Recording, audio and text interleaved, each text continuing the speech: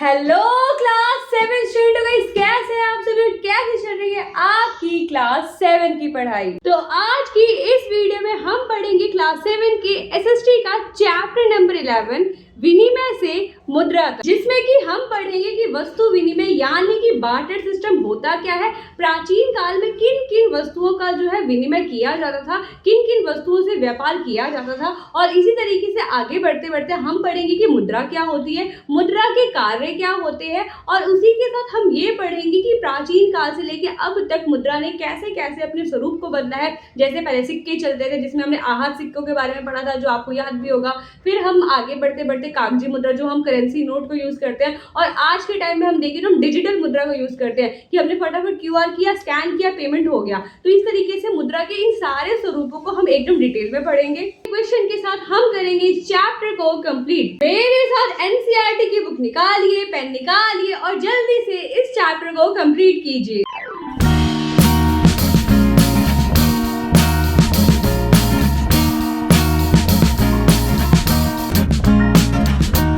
Start करने से पहले पढ़ते हैं इस सुंदर से कोट को, जो कि आपके चैप्टर के फर्स्ट पेज पे दिया गया है। क्या बोल रहा है ये कोट? तो इसमें कहा जा रहा है कि मुद्रा का महत्व इसलिए है क्योंकि ये वर्तमान यानी प्रेजेंट और भविष्य यानी कि फ्यूचर को जोड़ने वाली कड़ी है। क्योंकि इससे क्या कहा जा रहा है, इससे ये कहा जा रहा है कि अगर आपके पास मुद्रा है तो ना केवल आप वर्तमान में अपनी आवश्यकता को पूरा कर सकते हैं, प्रेजेंट में अपनी चीज़ों को पूरा कर सकते हैं, बल्कि फ्यूचर के लिए भी सेव कर सकते हैं, क्योंकि हमारे पास मुद्रा है। तो ये मुद्रा के महत्व को बता रहे हैं जॉन मेनार्ड कीन्स, जो कि बहुत फेमस अर्थशास्त्री थे, कि मुद्रा जो है वर्तमान को भी बचाती है और भविष्य को भी बचाती है, और उन दोनों के बीच की ये कड़ी के रूप में काम करती है। तो स्टार्ट करते हैं अपने चैप्टर को। चैप्टर का नाम है वस्तु विनिमय से मुद्रा तक। तो बात करें चैप्टर के सबसे पहले टॉपिक वस्तु विनिमय से, तो वस्तु विनिमय को इंग्लिश में बार्टर सिस्टम भी कहा जाता है। अब वस्तु विनिमय का मतलब क्या हुआ? तो अगर हम प्राचीन काल में देखें, पुराने टाइम में देखें, आप अपने गाँव वाले में देखें, अगर आप अपने गाँव में जाते हो, वहाँ पे देखते हैं, तो वहाँ पे लोग अपनी ज़रूरत को पूरा करने के लिए क्या करते थे, एक वस्तु को दूसरी वस्तु से लेन देन कर देते थे। मतलब यहाँ पे क्या हुआ, पे ये मतलब हुआ कि मान लीजिए मुझे चाहिए एक पेंसिल और मेरे पास एक्स्ट्रा रबड़ है, और मेरे सामने एक लड़का बैठा हुआ है, उसको जो है रबड़ चाहिए और उसके पास पेंसिल एक्स्ट्रा है। तो मैं क्या करूँगी, उसको बोलूँगी भाई मुझे पेंसिल दे दो और ये रबड़ तुम्हें चाहिए, रबड़ ले लो। तो यहाँ पे क्या किया, मैंने पेंसिल ले लिया और उसने क्या किया, यहाँ पे उसने रबड़ ले लिया। दोनों की ज़रूरत पूरी हो गई। ज़रूरत पूरी होगी क्या, तो यहाँ पे हमने क्या किया, यहाँ पे हमने एक भी रुपया खर्च किया? नहीं किया। एक भी पैसा खर्च किया? नहीं किया। एक भी मनी खर्च किया? नहीं किया, नहीं किया, नहीं किया। तो यहाँ पे हमने यूज़ किया केवल वस्तुओं को, कि एक वस्तु दे दी, एक वस्तु ले ली। इसी को कहते हैं वस्तु विनिमय। और प्राचीन काल में लोग अपनी ज़रूरत को पूरा करने के लिए वस्तुओं का आदान प्रदान करते थे। इसी को हम लोग वस्तु विनिमय कहते हैं। ये आपको ध्यान रखना है। इसमें आदान प्रदान किया जाता है वस्तुओं का, इसमें वस्तुओं का किया जाता है आदान प्रदान, इसमें रुपया का यूज़ नहीं किया जाता। अब ये जो है लेन देन का सबसे आरंभिक रूप था। मतलब जो पहले लेन देन का तरीका होता था, जैसे आज तो हम लोग मुद्रा का यूज़ करते हैं, मनी का यूज़ करते हैं, पैसा का यूज़ करते हैं, बट उस टाइम पे लेन देन के लिए वस्तु विनिमय, वस्तुओं का आदान प्रदान यूज़ किया जाता था। ये बात आपको ध्यान रखनी है कि प्राचीन काल में जो है वस्तुओं का विनिमय होता था। अब अगला टॉपिक है हमारा, जो बोलता है कि किन वस्तुओं का विनिमय होता था, कौन सी वस्तु लेन देन में यूज की जाती थी। तो यहाँ पे यही सारी वस्तुएं जो है हमारी बुक में दी गई हैं, जिसमें सबसे पहली वस्तु है कौड़ी। कौड़ी के बारे में तो आपने सुना भी होगा, तुम्हारे पास तो फूटी कौड़ी भी नहीं है, बोला जाता है ना। तो ये कौड़ी जो है हमारे प्राचीन काल में, क्योंकि ये मुद्रा के रूप में यूज किया जाता था। याद रखिएगा कि उस टाइम प्राचीन काल में हमारे वर्ल्ड में मुद्रा हमें देखने को नहीं मिलती है, इसलिए कौड़ी यूज करते थे। कवच, जैसा कि आप इमेज में देख पा रहे हैं, नमक, चाय पत्ती, पशु मतलब गाय, भेड़, बकरी, इनको भी जो है प्राचीन काल में लेन देन कर दिया जाता था और इनसे जो है अपनी आवश्यकता पूरी की जाती थी। इसके अलावा पत्थर की मुद्रा, जैसे आप इमेज में देख पा रहे हैं, ये पत्थर की मुद्रा, जिसे राई पत्थर भी कहा जाता है, जो महासागर है, प्रशांत महासागर, वहां पे हमें देखने को मिलता है कि इसका यूज किया जाता था। जैसे कि आप इमेज में देख पा रहे हैं, ये है पत्थर की मुद्रा, पाषाण मुद्रा।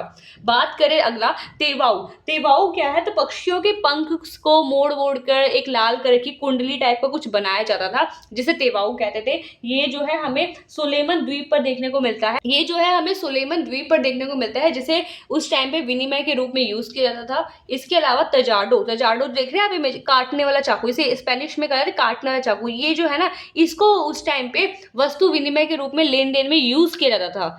भारत के नहीं बल्कि अलग-अलग वर्ल्ड के हिस्सों में हमें देखने को मिलता है कि उस टाइम मुद्रा नहीं थी। मुद्रा नहीं थी तो लोग जो है वस्तुओं का लेन-देन करते थे। तो ये बात आपको ध्यान रखनी है कि प्राचीन काल में किन-किन चीज़ों का विनिमय किया जाता था। चैप्टर में आगे बढ़ने से पहले एक कहानी सुनिए। ये कहानी है एक किसान की, किसान का नाम है रामू। मान लेते हैं किसान का नाम है रामू। रामू जो है खेती करता है, अब उसको जो है चाहिए एक जोड़ी जूते, थोड़ी दवाइयाँ चाहिए और एक स्वेटर चाहिए, और इसके बदले जो है वो उसके पास देने के लिए केवल और केवल एक भैंस है। अब वो सोच रहा है मैं कैसे जो है किसको ढूँढूँ, कहाँ से ढूँढूँ कि वो जो है मेरे को ये सारी चीज़ें दे दे, स्वेटर भी दे दे, जूते भी दे दे, दवाइयाँ भी दे दे और मैं उसको बदले में भैंस दे दूँ। तो इसके समक्ष सबसे पहली प्रॉब्लम क्या आएगी? सबसे पहले प्रॉब्लम यही आएगी कि पहले उस व्यक्ति को ढूँढना है, जो भैंस उसकी ले ले और बदले में ये तीनों चीज़ें उसको दे दे। अब मान लीजिए रामू को एक व्यक्ति मिल भी गया, जो कि उसकी भैंस ले रहा है और बदले में उसको जूते दे रहा है। बट क्या ये एकदम प्रॉफ़िट वाला लग रहा है आपको? नहीं, यहाँ पे भैंस तो मतलब बहुत उसका मूल्य ज़्यादा है।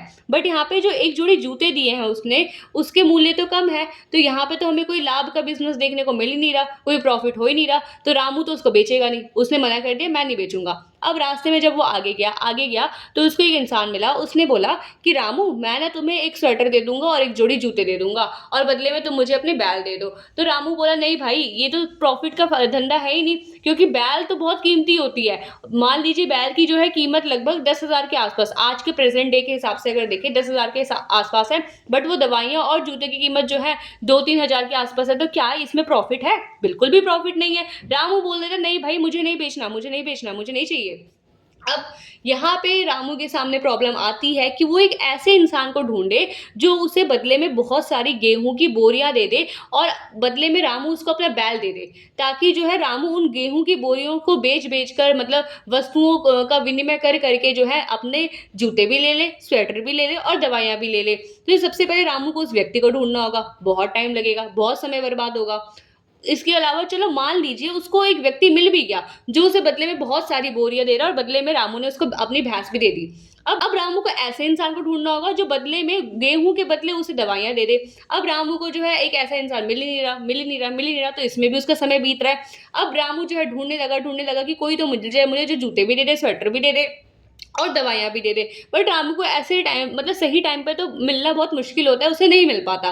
तो यहाँ पे हम लोग क्या देख रहे हैं? यहाँ पे हम लोग देख रहे हैं कि जो ये वस्तु विनिमय का सिस्टम है, इसमें कई सारी समस्याएँ हैं। हमारा समय बर्बाद हो रहा है, हमें वो व्यक्ति नहीं मिल रहा जिसे हमने वो सामान बेचना है, तो ऐसे कई सारी प्रॉब्लम हो रही है। इसके अलावा हमने देखा कि यहाँ पे भैंस को एक जगह से दूसरी जगह लेके जाना, घूमना के बदले में भैंस देके वो सामान ले ले, तो बहुत मुश्किल हो जा रहा है। भैंस को ले जाना बहुत मुश्किल नहीं हो जाएगा? भैंस इतनी भारी होती है, उसको पूरे घुमा के ढूंढना कि भैंस ले लो भाई और मुझे ये सामान दे दो, दूध स्वेटर दे दो, जूते दे दो, दवाइयाँ दे दो। भैंस ले लो भाई, स्वेटर दे दो, जूते दे दो, दवाइयाँ दे दो। तो बहुत मुश्किल हो जा रहा है ना ऐसे। तो इसमें हमें देखने को मिल रहा है कि यहाँ पे उसको लेके घूमना भी बहुत मुश्किल हो जा रहा है। तो इसी तरीके से ये देखने को मिला कि वस्तु विनिमय में ना कई सारी प्रॉब्लम है। तो लोगों ने सोचा क्या प्रॉब्लम है, तो वही प्रॉब्लम हम लोग डिस्कस करते हैं। अब बात करते हैं वस्तु विनिमय की कमियां की। ये इंपॉर्टेंट क्वेश्चन है, आपको लर्न कर लेना, थोड़ा सा इंपॉर्टेंट हो जाता है कि वस्तु विनिमय जो सिस्टम था उसकी क्या कमियां थी या उसमें क्या समस्याएं थी। तो आपको याद रखना है सबसे पहली समस्या विभाज्यता की समस्या। विभाज्यता की समस्या का क्या मतलब हुआ? फिर से आप रामू पे आइए। अब रामू जो है यहाँ पे अपनी भैंस बेचने के लिए सबको ढूंढ रहा था, किसी ना किसी को ढूंढ रहा था ताकि उसे दवाइयाँ मिल जाए, स्वेटर मिल जाए, जूते मिल जाए। अब जो है एक इंसान जो है उसे मिल भी गया। उस इंसान ने बोला कि मैं जो है तुम्हें स्वेटर दे दूंगा, तुम मुझे बदले में भैंस दे दो।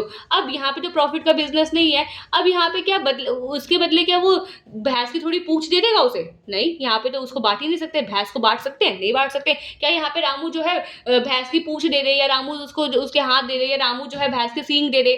तो यहाँ पे क्या भैंस को बांटा जा सकता है? भैंस को विभाजित किया जा सकता है? नहीं किया जा सकता। तो हमें वस्तु विनिमय में वही देखने को मिलता है कि यहाँ पे विभाज्यता की समस्या का मतलब है कि हम जो वस्तु विनिमय के लिए ले जा रहे हैं उसमें से कई वस्तुओं को हम विभाजित नहीं कर सकते, बांट नहीं सकते हैं। तो ये ध्यान रखना है। उसके बाद अगला पॉइंट है सुवाह्यता। सुवाह्यता का मतलब होता है पोर्टेबिलिटी। पोर्टेबिलिटी का मतलब क्या होता है? इसका मतलब ये होता है कि अभी हमने देखा कि रामू जो है अपनी भैंस को लेके घूम रहा है, जगह जगह ढूंढ रहा है कि कोई मुझे दवाइयां दे दो, कोई स्वेटर दे दो, जूते दे दो और बदले मेरी भैंस ले लो। अब रामू को जो है उस भैंस को लेके पूरी जगह जगह घूमना होगा, क्योंकि जिसको वो बेचेगा वो भैंस देखेगा ना कि भैंस हट्टा कट्टा है या नहीं, भैंस जो है मजबूत है या नहीं, भैंस दूध देता है या नहीं, तो वो चेक करेगा। तो उसके रामू को भैंस को पूरी जगह घूम ले लेके घूमना पड़ेगा। तो यहाँ पे हमें देखने को मिलती है कि सुवाह्यता, भैंस को एक जगह से दूसरी जगह ले जाना बहुत मुश्किल है, उसको खींचना पड़ेगा, कई बार भैंस रुक जाएगी, कई बार भैंस जो है सो जाएगी। तो इसमें सुवाह्यता मतलब उसको पोर्टेबिलिटी, एक स्थान से दूसरे स्थान का। सुवाह्यता का मतलब क्या होता है? सुवाह्यता का मतलब आप याद कर लीजिए, एक स्थान से दूसरे स्थान तक ले जाना। तो बहुत मुश्किल हो जाएगा यहाँ पे जब हम वस्तु विनिमय का सिस्टम देखेंगे। तो यहाँ पे क्या रखना है, एक स्थान से दूसरे स्थान तक ले जाना हमारा कहता है सुवाह्यता, जिसे इंग्लिश में पोर्टेबिलिटी भी कहते हैं। और ये हमें वस्तु विनिमय की सबसे बड़ी कमी देखने को मिलता है कि हम भैंस को जो है एक जगह से दूसरी जगह ले लेके घूम नहीं सकते हैं। बात करें टिकाऊपन की, जो टिकाऊपन क्या, अब अगर हमने देखा कि रामू को जो है यहाँ पे भैंस के बदले कई सारी गेहूं की बोरियां मिल गई, अब उस गेहूं की बोरियों को बेच बेच के वो स्वेटर ले लेगा, जूते ले लेगा, दवाइयां ले लेगा, बट वो गेहूं जो है कुछ समय बाद खत्म तो हो जाएंगे, कुछ समय बाद वो नष्ट भी हो जाएंगे, क्या पता उनमें कीड़े भी लग जाए। तो यहाँ पे हमें देखने को मिलता है कि मान लीजिए कि रामू को जो है 5 बोरी मिल गई, अब उसके बदले 1 बोरी के बदले उसको जूते भी मिल गए, 1 बोरी के बदले उसको दवाइयां भी मिल गई, बट अब उसे चाहिए स्वेटर। अब स्वेटर जो है उसे मिल ही नहीं रहा, कोई ऐसा इंसान जो कि गेहूं के बदले जो है उसे स्वेटर दे दे। तो अब क्या, वहां पे बहुत समय बीत जाता है, समय बीतते बीतते उसका गेहूं भी तो खराब होने लगेगा, गेहूं भी तो सड़ने लगेगा। तो ऐसी स्थिति में टिकाऊपन की प्रॉब्लम आती है कि गेहूं टिकेगा या नहीं टिकेगा। तो ये वस्तु विनिमय की सबसे बड़ी कमी देखने को मिलती है। इसके अलावा जो अगला पॉइंट है, आवश्यकताओं का दोहरा संयोग, इसके बारे में अभी हम लोग पढ़ेंगे होता क्या है। अभी आप समझिए, आवश्यकताओं को दोहरा संयोग का मतलब ये होता है कि मुझे वो इंसान पता नहीं मिलेगा या नहीं मिलेगा कि जो बदले में मेरे सामान के बदले अपना सामान दे सके। जैसे रामू को चाहिए था दवाइयाँ, स्वेटर और जूते, और बदले में वो क्या दे रहा था, भैंस। अब उसे एक इंसान मिला तो जो बोल रहा है कि मैं आपको दवाइयाँ भी दे दूंगा, जूते भी दे दूंगा, स्वेटर भी दे दूंगा, बट मुझे बदले में भैंस नहीं चाहिए, मुझे तो बदले में गाय चाहिए। तो यहाँ पे हमें देखने को मिलता है कि आवश्यकता तो पूरी ही नहीं हो रही उस इंसान की। तो आवश्यकताओं के दोहरे संयोग की कमी, दोहरा संयोग मतलब दोनों की आवश्यकता पूरी हो जाए, तो वो हमें यहाँ पे देखने को मिलता है कि आवश्यकताओं के दोहरे संयोग की यहाँ पे कमी पाई जाती है। तो ये आपको ध्यान रखना है वस्तु विनिमय की कमियों के बारे में। पहला समस्या कि हम लोग भैंस को नहीं बांट सकते, रामू जो है भैंस को नहीं बांट सकता कि रामू जो है भैंस की पूंछ दे दे और अपना सामान बेच ले, ऐसा नहीं कर सकता। सुवाह्यता, एक स्थान से दूसरे स्थान पर ले जाने की प्रॉब्लम, जैसे भैंस को हम एक स्थान से दूसरे स्थान पर नहीं ले जा सकते। तीसरा टिकाऊपन, क्या पता वो टिकेगा या नहीं टिकेगा, कितने समय तक टिकेगा, टिकाऊपन की समस्या। आवश्यकताओं के दोहरे संयोग की कमी, कि मेरी जो आवश्यकता है क्या पता वो इंसान पूरी कर पाएगा नहीं कर पाएगा, जो मुझे बदले में चाहिए दवाइयाँ, बिस्किट, स्वेटर, क्या पता वो मुझे दे पाएगा नहीं दे पाएगा। तो यहाँ पे आवश्यकताओं के दोहरे संयोग की कमी हमें देखने को मिलता है। अब बात करते हैं ये है क्या आवश्यकताओं को दोहरा संयोग, थोड़ा इसको डिटेल में पढ़ते हैं। बात, इस क्वेश्चन को आपको बहुत अच्छे से लर्न कर लेना, थोड़ा सा इंपॉर्टेंट हो जाता है ये क्वेश्चन।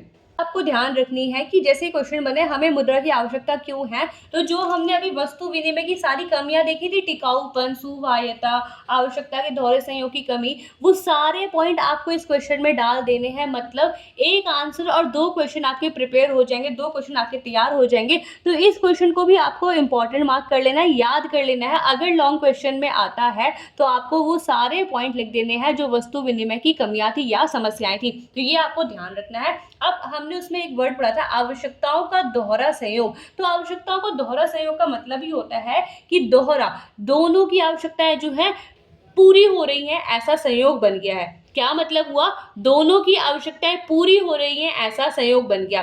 तो वह स्थिति जहां एक व्यक्ति के पास ऐसी वस्तु होती है जिसकी दूसरे व्यक्ति को आवश्यकता है, उसी को आवश्यकताओं का दोहरा संयोग कहते हैं। और यहाँ पर वो व्यक्ति सीधे विनिमय कर सकते हैं, कोई प्रॉब्लम ही नहीं है, आराम से लेन देन हो जाएगा।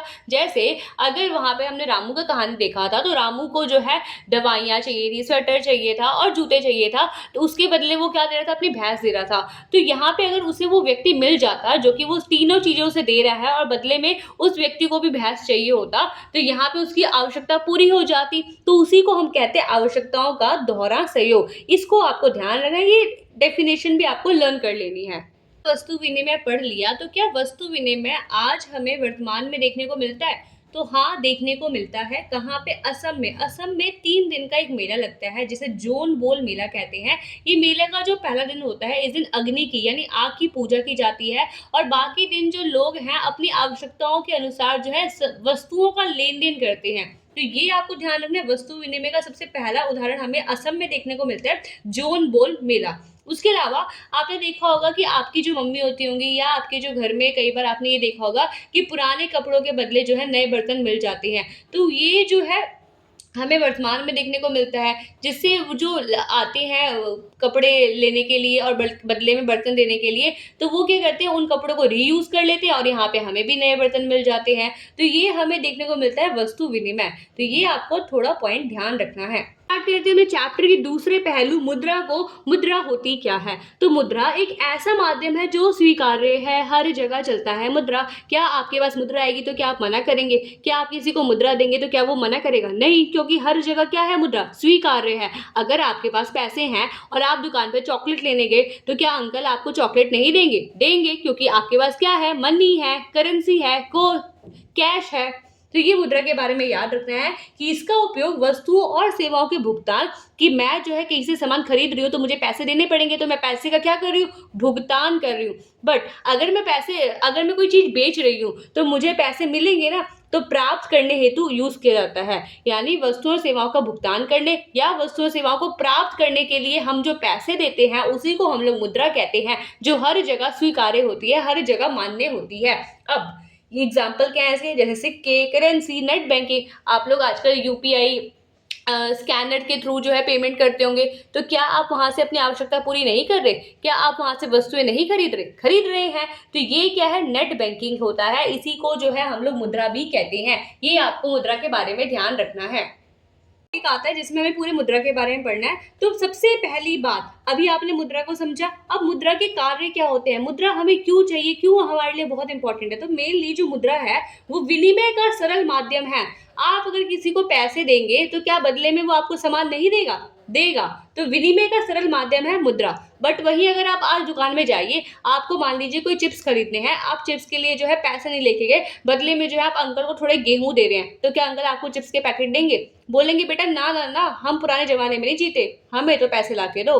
तो आप वहां पे पैसे लेके जाएंगे, आपको तुरंत चिप्स के पैकेट मिल जाएंगे। तो ये विनिमय का बहुत सरल माध्यम है, बहुत ईजी माध्यम है, सब लोग इसको स्वीकार लेते हैं। इसके अलावा मुद्रा के माध्यम से वस्तुओं के मूल्य को मापा जा सकता है कि 5 रुपए अगर आपके पास है तो 5 रुपए के अकॉर्डिंग ही आपको चीज मिलेगी। अगर आपके पास 10 रुपए है तो आपको 10 टॉफियां ही मिलेंगी। तो मुद्रा के माध्यम से हम वस्तुओं की कीमत को माप सकते हैं कि उसकी कीमत कितनी है। तो ये ध्यान रखना है। इसके अलावा स्थगित भुगतान का माध्यम, अर्थात स्थगित भुगतान का माध्यम क्या है कि इसको मुद्रा को जो है, मुद्रा ऐसा है जिसे हम फ्यूचर में भी जो है लेन देन में यूज कर सकते हैं। अगर जैसे हम लोग घर पे पैसों को सेव कर रहे हैं, सेविंग कर रहे हैं, तो जब हम पैसों की बचत कर रहे हैं तो क्यों कर रहे हैं, क्योंकि ये भविष्य में भी यूज हो जाएगा। तो यही लिखा है स्थगित भुगतान का माध्यम, मतलब अगर हम स्थगित करते मुद्रा को, थोड़ी देर के रख दे, तब भी मुद्रा जो है उसकी वैल्यू कम नहीं होती है, हम उसको फ्यूचर में भी यूज कर सकते हैं। तो ये पॉइंट आपको ध्यान रखना है। इसके अलावा भुगतान की स्वीकृत इकाई, मतलब हर दुकान में हर जगह मुद्रा को माना जाता है। अगर आप वही एग्जाम्पल लीजिए, अंकल को दे रहे हैं पैसे, तो क्या वो आपको चिप्स के पैकेट नहीं देंगे? देंगे। वहीं अगर आप चल जाए किसी सिलाई की दुकान पे, आपने जो है कपड़े मांगे और आप बदले में जो है आटा दे रहे हैं, तो क्या वो आपको कपड़े देंगे? वापस नहीं देंगे। आप उनको पैसे देंगे तो क्या वो आपको कपड़े देंगे? जरूर देंगे। तो यही बात बोली है कि भुगतान की स्वीकृत इकाई है। स्वीकृत का मतलब है कि इसको जो है सबने स्वीकार कर लिया है कि हमें जो है पैसे चाहिए, मनी चाहिए, मुद्रा चाहिए। तो ये आपको ध्यान रखना है मुद्रा के कार्य के बारे में। पढ़ते हैं मुद्रा की यात्रा के बारे में। तो मुद्रा जो है बहुत पक्का खिलाड़ी है। मतलब प्राचीन काल से हमें देखने को मिलता है, कभी ये सिक्कों के रूप में यूज होता है, कभी ये करेंसी के रूप में यूज होता है, कभी नोट के रूप में यूज होता है, और आज मुद्रा जो है करेंसी के रूप में, और आज मुद्रा जो है वो डिजिटली यूज हो रही है। डिजिटली मतलब जिसे हम छू भी नहीं सकते, हम जो है बस उसे देख सकते हैं कि हम क्यूआर हमने स्कैन किया, फटाफट से पेमेंट कर दिया, फटाफट से पेमेंट ले लिया। तो ये डिजिटल मुद्रा भी आज हमें देखने को मिलती है। मतलब मुद्रा जो है उसने तरह तरीके से अपने रूप बदल लिए है, बट उसकी वैल्यू कम नहीं हुई है। तो मुद्रा की यात्रा हम पढ़ेंगे, जिसमें हम सिक्कों के बारे में पढ़ेंगे कि सिक्कों से कैसे जो है हमने करेंसी नोट में जंप लिया, और करेंसी नोट से कैसे हमने डिजिटल मुद्रा की और हम लोग बढ़ रहे हैं। और आने वाले टाइम पे हम लोग प्लास्टिक मुद्रा भी देखेंगे कि प्लास्टिक के नोट दिख रहे हैं। तो ये जो है हम इस चैप्टर में पढ़ेंगे आगे। यात्रा को स्टार्ट करते हैं सबसे पहले सिक्कों से। तो अगर हम सिक्के के बारे में देखें तो सिक्कों और हमारी प्राचीन इतिहास का बहुत बड़ा कनेक्शन है, क्योंकि हमने देखा था, हमने जब पहले के चैप्टर्स पढ़े थे, चैप्टर 4, 5, 6, इन सब में हमने देखा था कि उस टाइम पे प्राचीन काल में जितने भी राजा आए थे उन्होंने सिक्के जारी किए थे, कई तरह तरह के सिक्के जारी किए थे।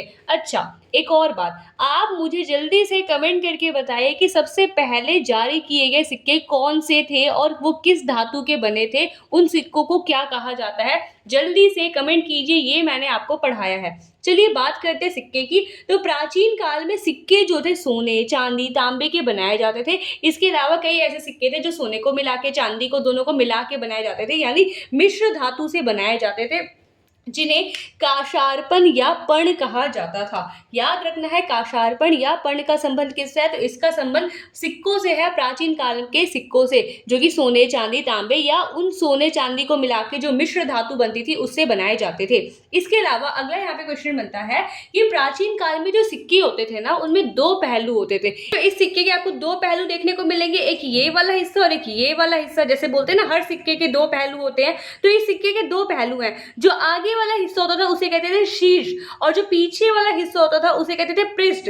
यही बात मैंने यहाँ पे लिखी है। और इस पे क्या बनते थे, इन पे डिजाइन बने होते थे। अब आप बोलेंगे किनके डिजाइन बने होते थे, तो इन पे देवी देवताओं के, जानवरों के, वृक्ष, पहाड़, राजा रानियों के जो है डिजाइन बने होते थे, उनके चित्र बने होते थे, जो कि उस काल के राजा को दिखाते थे। जैसे अगर हम बात करें समुद्रगुप्त, हमने पढ़ा था गुप्त वंश में, तो समुद्रगुप्त ने अपने कई सारे सिक्कों पे जो है वीणा, वीणा जो सरस्वती, देवी सरस्वती बजाती हैं, वो वीणा बजाते हुए दिखाया गया, जिससे हमें क्या पता चलता है कि समुद्रगुप्त जो है शायद वो संगीत के बहुत ज़्यादा प्रेमी होंगे, संगीत को बहुत पसंद करते होंगे।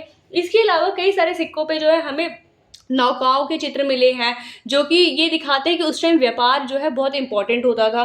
तो ये भी आपको ध्यान रखना है कि सिक्कों से भी हम इतिहास को जानते हैं, और प्राचीन काल में सबसे ज़्यादा जो यूज़ किए गए थे वो सिक्के यूज़ किए गए थे व्यापार में। जैसे कि यहाँ पे लिखा है चालुक्य राजवंश। तो चालुक्य राजवंश ने अपने सिक्कों पे वराह की प्रतिमा, वराह क्या, भगवान विष्णु का एक अवतार है वराह अवतार, तो वही वराह अवतार का जो है चालुक्य राजवंश के सिक्कों पे हमें देखने को मिलता है, जो कि ये दिखाता है कि शायद ये इस राजवंश के जो राजा थे वो भगवान विष्णु के वराह अवतार की पूजा करते थे। तो इन सिक्कों से जो है हमें अपने इतिहास के बारे में भी जानकारी मिलती है, और इन सिक्कों का संबंध हमारे इतिहास से बहुत अच्छी तरीके से जुड़ा हुआ है, बहुत प्राचीन काल से जुड़ा हुआ है। करें वर्तमान व्यवस्था की, तो वर्तमान में जो सिक्के बनाए जाते हैं, जो सिक्के ढाले जाते हैं, वो मिश्र धातु के होते हैं, जिसमें क्रोमियम, सिलिकॉन, कार्बन जैसे धातुओं का जो है मिश्रण होता है। इन सारे धातुओं को मिक्स करके जो है, जो हमारे आज हमें सिक्के देखने को मिलते हैं, वो बनाए जाते हैं। और वर्तमान में अगर हम देखें तो अलग अलग मूल्य के, मतलब 2 रुपए के सिक्के होते हैं, 5 रुपए के सिक्के होते हैं, 10 रुपए के सिक्के होते हैं, तो उन सब की वैल्यू अलग होती है। जैसे ये सिक्का है, क्या इस सिक्के को मैं कहूंगी कि 2 रुपए का सिक्का है, नहीं, ये किसका है, 5 रुपए का सिक्का है। ये कितने का सिक्का है, तो ये 2 रुपए का सिक्का है। तो हर सिक्के की जो है अपनी अलग अलग वैल्यू होती है। यहाँ पे यही पॉइंट बोला गया है कि विभिन्न मूल्य के अलग अलग सिक्के जो है यहाँ पे प्रयोग किए जाते हैं, जैसे 1 के, 2 के, 5 के, 10 के, 20 के, ये सिक्के जो है हमें देखने को मिलते हैं। तो ये आपको सिक्के प्रणाली के बारे में अच्छे से ध्यान रखना है। देख के आपको कुछ याद आ रहा है, ये हमारे भारतीय रुपया, हमारी भारतीय मुद्रा क्या है, राष्ट्रीय मुद्रा क्या है, रुपया है, तो उसका साइन है। जैसे अगर आप ये 5 रुपए का सिक्का देख रहे हैं, 5 रुपए के सिक्के में आपको ये दिख रहा है, ये ऊपर ये जो है, ये साइन हर सिक्के पे होता है, तो ये जो है रुपया का साइन है। अब क्या हुआ था, देखिए स्टोरी सुनिए। होता क्या है, 2010 में इंडिया की गवर्नमेंट अनाउंसमेंट करती है कि हमें कंपटीशन रख रहे हैं, जिसमें हमें जो है एक भारत के रुपया को दिखाने वाला कोई चिन्ह चाहिए, कि हम शॉर्टकट में जो है भारतीय रुपया को दिखा सके। अब वहाँ पे एक व्यक्ति आते हैं, बहुत ही होनहार व्यक्ति आते हैं। उन्होंने क्या किया, उन्होंने जो है हिंदी का जो देवनागरी लिपि होती है, हिंदी की लिपि क्या है, हिंदी की लिपि देवनागरी लिपि होती है। अच्छा, लिपि क्या होता है, जैसे मैंने ये सब लिखा है, तो ये सब मैंने किस में लिखा है, देवनागरी लिपि में लिखा है। जैसे मैं बोल रही हूँ, तो मैं जो बोल रही हूँ वो कौन सी भाषा है, वो हिंदी भाषा है। तो जब हम लिखते हैं तो वो लिपि होता है, जब हम बोलते हैं तो वो भाषा होता है। उदय कुमार जो थे, उन्होंने यहाँ पे एक डिजाइन बनाया। क्या डिजाइन बनाया, इसमें अगर आप ये देख रहे हैं, ये हिंदी का र दिख रहा है, र से रथ, र से रथ जो आपने पढ़ा होगा, तो ये र दिख रहा है। और अगर इंग्लिश में ही बात करें तो इंग्लिश का आर भी दिख रहा होगा। आप बोलेंगे आर कैसे दिख रहा है, हम आर को ऐसे बनाते हैं, तो ये दिख रहा है, ये वाला एरिया, यही तो दिखा रहा है हमारे रुपया को, यही तो आर र को दिखा रहा है। तो ये र और आर का मिश्रण है, उससे मिलके बनाया गया। बनाया किसने, तो 2010 में इस कंपटीशन को जीता था उदय कुमार ने, जो कि आईआईटी बॉम्बे के स्टूडेंट थे। तो ये आपको ध्यान रखना है कि आईआईटी बॉम्बे के उदय कुमार ने रुपया का साइन बनाया और इस कंपटीशन को भी जीता। इसमें जो आप ये देख रहे हैं, ये ऊपर ऊपर की लाइन, ये जो है हमारे राष्ट्रीय ध्वज क्या है अपना, अपना राष्ट्रीय ध्वज है तिरंगा, तो तिरंगे को दिखाता है और साथ ही साथ ये जो बराबर का चिन्ह को भी दिखाता है। तो ये आपको ध्यान रखना है भारत के रुपया के बारे में। तो आपको समझ में आया गया होगा। आप जरूर अपने किसी जानकार को इसके बारे में बताइएगा, और मैं डेफिनेटली कह रही हूँ उनको इसके बारे में नहीं पता होगा, और आप वो पर्सनैलिटी होंगे जिन्हें रुपया के बारे में पता होगा, उसकी हिस्ट्री के बारे में पता होगा। जाइए जाके किसी को बताइए और सबके सामने कूल बनिए भाई। ये मुद्रा के जो दूसरे स्वरूप, जिसे हम लोग कागजी मुद्रा या करेंसी कहते हैं, उसके बारे में पढ़ेंगे। तो जैसे आपने 10 रुपए के नोट, 20 रुपए के नोट, 200, 100, 500 इन सब के नोट देखे होंगे। तो इन्हीं सबको जो है हम लोग करेंसी कहते हैं। एक और बात, जो हमारे 100 रुपए के नोट होते हैं, 200 रुपए के नोट होते हैं, उनपे कई सारे साइन होते हैं, और ऐसा हमारे बुक में भी लिखा गया है कि उनकी सतह को छूने पर जो दृष्टि बाधित होते हैं, मतलब जो नेत्रहीन होते हैं, जो देखने में असमर्थ है, वो जो है उनको छूकर महसूस करते हैं कि ये 100 का नोट है, 200 का नोट है। और जो 10, 20, 50 के नोट होते हैं, उनकी साइज अगर आप देखें तो 10 का नोट थोड़ा छोटा, फिर 20 का बड़ा, ऐसे करके कुछ होता है शायद।